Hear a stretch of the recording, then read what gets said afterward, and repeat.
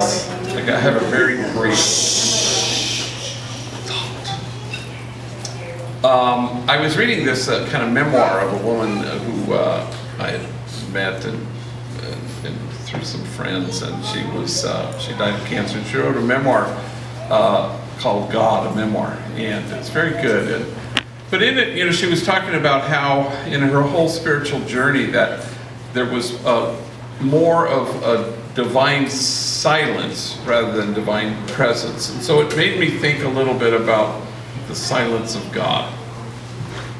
And we're like that sometimes. With silences, we're always kind of filling in the gap. We're kind of filling in the blanks. And, so when we feel like sort of God is giving us the silent treatment, we fill in the blanks. We say, oh, disappointed in me. We say, I'm not measuring up. I'm less than.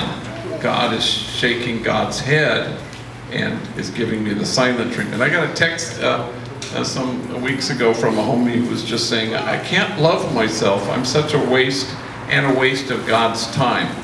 And so throughout eternity, people have always talked about, the silence of God. Like, why isn't God speaking up?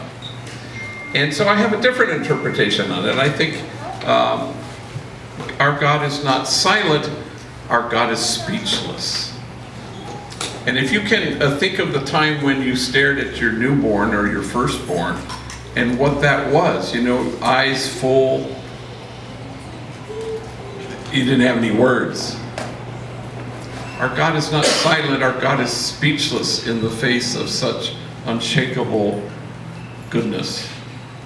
With each singular beauty in each one of you, our God can't find the words, and God is speechless. I had a friend named Bill who quit his job to take care of his father who was dying.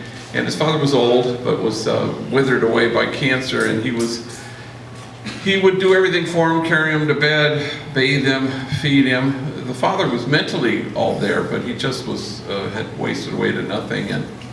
And so Bill took care of him completely, left his life and job to be able to do this. And then every night he would put him to bed, and he would read him to sleep in the same way that his father would read him to sleep every evening when he was a little kid. And he'd read some big old Russian novel or something, a few pages a night, hoping he would just fall asleep.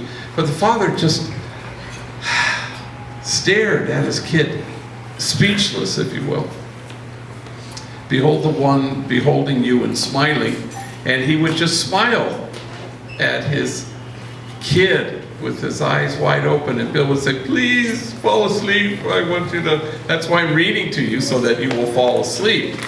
And the father would say, okay, and he'd close his eyes. But he couldn't help himself. 2 minutes later, his eyes would pop open, and Bill kept going back and forth, and please cooperate with me, please sleep. Finally, after he buried him, he said, oh, I know what that is. That's who God is. God just can't keep his eyes, take his eyes off his kid. So when you think things are silent, don't fill in the blanks. Don't presume that somehow this means anything other than a God who is speechless.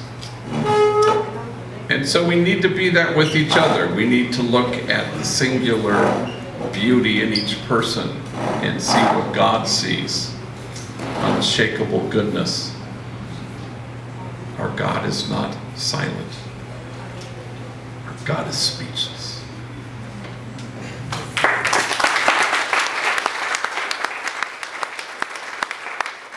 Neil Bert, Pavia, please lead us in.